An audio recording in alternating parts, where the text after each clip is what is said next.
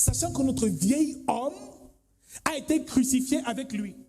Donc en réalité, Jésus à la croix, lorsqu'il a reçu les clous sur les mains et sur les pieds, au moment où on clouait les pieds et les mains de Jésus, où on le crucifiait, c'est la nature, le corps du péché qui a été crucifié. Donc ici, premier bénéfice de la croix, mon frère, c'est la crucifixion du vieil homme,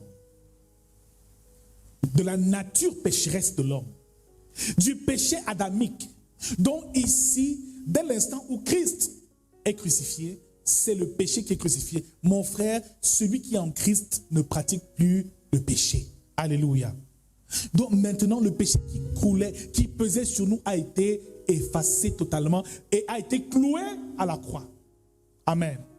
Donc à chaque fois que le péché monte dans ta vie et qu'il y a un désir de péché, dis péché, tu as été cloué à la croix par Jésus. Amen. Rappelle au péché le lieu de son échec. Adultère, fornication, mensonge, tu as été crucifié à la croix. Donc c'est l'œuvre de la croix qui te délivre du péché. C'est pour ça qu'il faut comprendre quelle est la différence entre la croix, entre le sang, entre la mort, entre la résurrection. Quels sont les bénéfices de chacune de ces choses pour savoir comment prier efficacement. Alléluia. Ne demande pas au sang ce que le sang ne peut pas te donner. Et ne demande non plus à la croix ce que la croix ne peut pas te donner. Donc, lorsque Christ a été crucifié, le péché a été crucifié avec lui.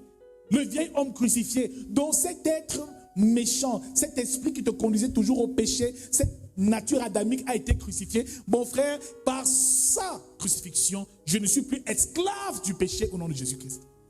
Et si le péché veut dominer sur toi, rappelle au péché où est sa place, que ce péché et ce vieil homme a été crucifié.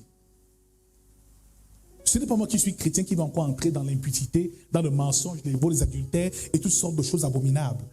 Parce que quand Christ a été crucifié, comme je suis né de nouveau, ce qui veut dire que le péché et toutes ces choses ont été crucifiées avec lui au nom de Jésus-Christ. Je suis libre. Le péché n'a plus de pouvoir sur moi. Et si le péché veut lever la tête, dis-lui que tu as été cloué à la croix. Donc remets le péché à sa place, mon frère, ma soeur. Le problème, c'est l'ignorance de ces clés qui nous empêchent de pouvoir être épanouis dans notre vie. On se plaint qu'à chaque fois que je fais telle chose, toujours le péché vient se coucher à ma porte. Non, dis au péché où est sa place et rappelle au péché ce que Christ a accompli, sachant que votre vieil homme a été crucifié avec lui, afin que le corps du péché fût détruit, pour que nous ne soyons plus esclaves du péché, car celui qui est mort est libre du péché. Colossiens chapitre 2 au verset 14. Il a effacé l'acte dont les ordonnances nous condamnaient et qui subsistait contre nous, et il l'a détruit en le clouant à la croix. Amen. Deuxième bénéfice de la croix, c'est que l'acte dont les ordonnances nous condamnaient, c'est la loi. Amen. L'acte, c'est la loi. La loi que Moïse a écrite, la loi de Moïse. Cet acte, cette loi a été effacée. Amen. Cette loi nous parle de condamnation, car la loi nous parle de condamnation. Deuxième bénéfice de la croix a cloué la loi. Alléluia. Donc à ce moment-ci, mon frère, ma soeur, nous ne marchons plus sous la loi, mais nous sommes maintenant sous la grâce. Alléluia. Donc quand quelqu'un te dit encore et te ramène à la loi, fais attention. Amen. Troisième bénéfice et le dernier que nous verrons. Il a dépouillé les dominations et les autorités et les a livrées publiquement en spectacle en triomphant d'elles par la croix. Donc ici, les dominations et les autorités, ce sont les démons, les esprits impurs, les méchants, tout ce qu'il y a comme esprit impur. Ils ont aussi été cloués à la croix avec Jésus, par Jésus. Amen. Donc lorsqu'un esprit méchant se lève, il rappelle que c'est à la croix qu'il a été cloué. Amen. Lorsque quelqu'un veut te condamner par la loi, dis-lui que la loi a été condamnée, a été clouée aussi à la croix. Mon frère, ma soeur, prends possession de ton héritage et réalise les bénéfices de la croix que nous voyons ce soir. Mon frère, ma soeur, dis à quelqu'un, tu n'es plus condamné. La croix a tout accompli. Jésus a tout accompli à la croix. Alléluia. Alors, si Jésus a livré publiquement des dominations et les a livrés publiquement en spectacle, ça veut dire qu'en réalité, Satan a été cloué. Donc, la victoire a déjà été remportée par Jésus. Jésus n'est pas mort pour qu'on ait encore peur des sorciers, des démons, des mauvais esprits. Le problème, c'est que ces choses-là ont de l'effet, nous l'avons dit, parce que nous avons foi aux œuvres des ténèbres. Mais quand on a foi en ce que la parole de Dieu dit, la Bible nous déclare que Jésus les a livrés publiquement et les a livrés en spectacle. Mon frère, ma soeur, ce n'est pas un jeu, c'est une réalité. Il a dépouillé les dominations, donc Satan a perdu son pouvoir sur l'homme. Les autorités, il les a livrés publiquement en spectacle en triomphant d'elle par la croix. Donc c'est la croix qui a permis à ce que le diable soit dépouillé. Et il dit, voici le pouvoir de marcher sur les serpents et sur les scorpions et sur toute la puissance de l'ennemi, et rien ne pourra vous nuire. Alors quand tu connais les bénéfices de la croix, le diable ne peut plus rien contre toi. Quand tu es conscient qu'à la croix, Satan a été vaincu, et lorsqu'il veut t'attaquer à toi, tu le lui rappelles, mon frère, il ne peut plus s'agiter devant toi. Alors, très souvent, nous souffrons par ignorance, à cause de l'ignorance. Mon frère, tout est accompli. Et quand nous célébrons la Pâque, c'est que nous célébrons toute cette œuvre que Jésus a effectuée, a accomplie, qui nous donne le sacre et qui nous donne la victoire sur l'ennemi et qui nous donne de vivre la vie de Christ, la vie de Dieu sur terre jusque dans l'éternité. Alléluia. Nous ne sommes plus condamnés, esclaves du péché. Nous ne sommes plus sous la loi. Le péché, le vieil homme a été crucifié. Mais aussi le diable a été crucifié. Donc en fait, Satan n'a plus de pouvoir. Il a perdu son pouvoir. Il n'a de pouvoir que ce que nous lui donnons comme pouvoir. Parce qu'on croit. Et il nous sera toujours fait selon notre foi. Chaque fois qu'on croit que le diable peut, on lui donne la capacité et la possibilité d'influencer nos vies. Le diable n'a plus de pouvoir sur toi. Amen. Il n'a plus de pouvoir sur nous. Mais par notre foi, nous y mettons notre foi. Nous l'avons dit ici. À chaque fois qu'on fait l'apologie de ses œuvres, à chaque fois qu'on pense qu'il peut nous nuire, il se sert donc de nos doutes, de nos craintes et de nos inquiétudes pour nous pénétrer.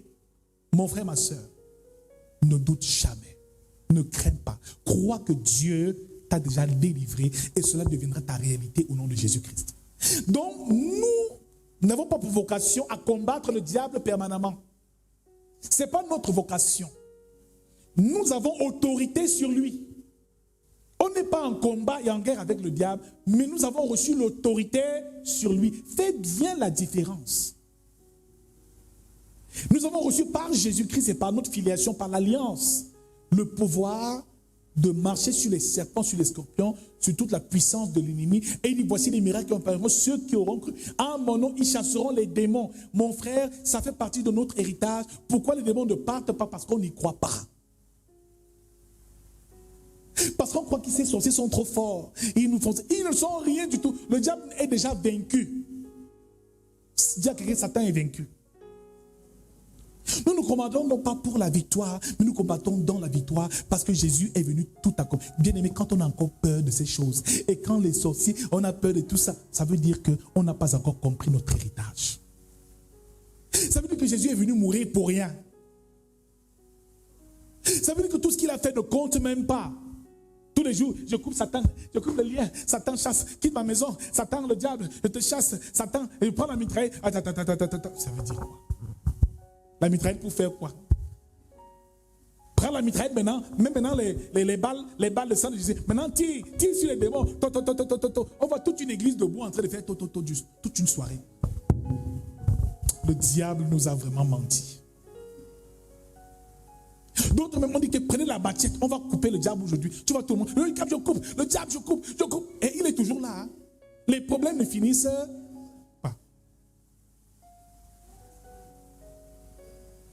On est toujours assailli par les esprits impurs. On est oppressé, les blocages, la vie ne va pas parce qu'on n'a pas réalisé cela.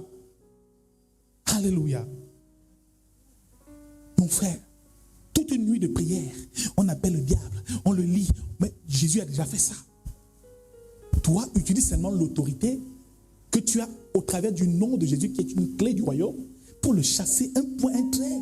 Il n'y a pas de négociation avec lui. Il n'a pas de place dans ma maison, ni dans ma famille, ni dans ma vie. Je n'ai rien avec lui. Il n'a rien en moi. passes le temps à parler d'un maître qui a déjà tout perdu, le pauvre. Il fut précipité. Mais en plus, Jésus est venu le mettre au pas.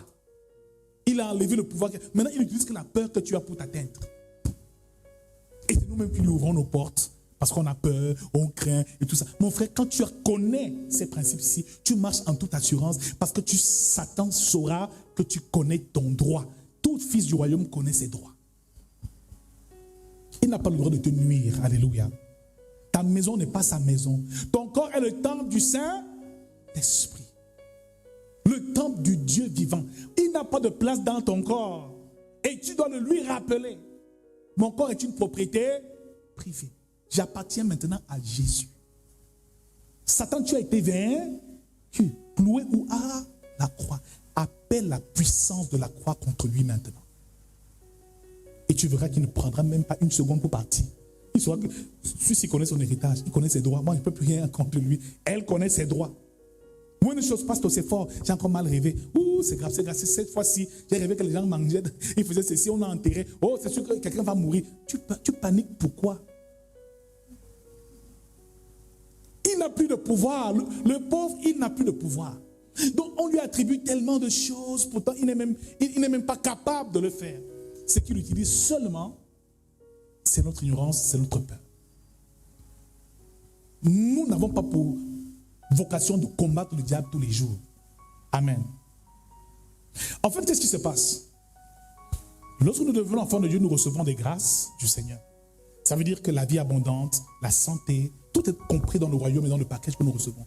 Quand le royaume de Dieu s'est approché, ça veut dire que le royaume de Dieu en ce moment se manifeste en toi. Donc toute la richesse dont tu as besoin est déjà en toi. Tu ne pries pas pour être béni, tu es déjà béni. Maintenant, les clés du royaume te permettent d'activer cette bénédiction pour qu'elle soit matérielle et physique. Mon frère, le diable en réalité, ce qui se passe, c'est que tu dois utiliser les armes du chrétien pour te protéger. Le diable, ce qu'il veut, c'est te dépouiller en utilisant ton ignorance. Mais toi, tu dois tenir ferme. Restez, soumettez-vous à Dieu et résistez au diable, il fuira loin. Le chrétien doit donc résister. Nous sommes en défense, nous ne sommes pas en attaque. Qu'est-ce que je suis un combattant? Le combat spirituel, c'est quoi? Tu vas attaquer le diable, toi-même tu vas trouver ce que tu vas chercher. Amen. Donc le chrétien doit préserver ses acquis. Le diable roule comme un lion rougissant parce qu'il veut dévorer, il veut récupérer quelque chose de toi. Tu n'as rien à aller chercher avec lui, ni quelque bataille que ce soit. Seulement quand il arrive, use de ton autorité.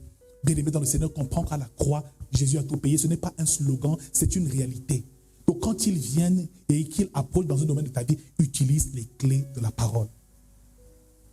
N'utilise pas le Saint-Esprit, mais utilise le nom de Jésus-Christ, mais aussi le pouvoir de la croix et de l'œuvre de la croix pour l'expulser.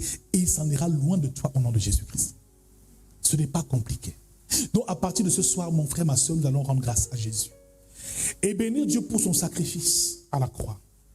Pour l'œuvre qu'il a accomplie et pour tout ce que Jésus a accompli pour nous.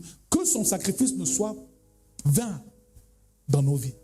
Parce que chaque fois que nous continuons à vivre une vie dans la crainte, dans la peur des lendemains, c'est comme si Jésus n'a rien fait. Il va même plus loin en disant, ne vous inquiétez pas, ne dites pas que mon jaune, ces choses, ce sont les païens qui les recherchent. Votre Père Céleste sait que vous en avez besoin.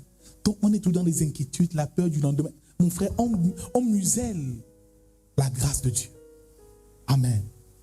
Donc en cette Pâque, nous allons réaliser ce que Jésus a fait. Et nous allons lui dire merci pour chaque goutte de sang qu'il a coulé. Et nous verrons plus tard, nous l'avons déjà certainement vu pour certains, les bénéfices de son sang dans la vie du chrétien. Tu sauras comment utiliser efficacement le sang de Jésus quand tu ressens que l'ennemi veut agir et quand tu as besoin de la protection divine. Le sang sert à te protéger. Amen. Parce qu'avec le sang, le sang de l'agneau a été oint sur les linteaux, les portes du peuple d'Israël lorsqu'ils sortaient d'Égypte pour les préserver de l'ange de la mort. Tu sauras comment te protéger par le sang de Jésus. Amen. Le sang de Jésus protège. Amen. Alléluia.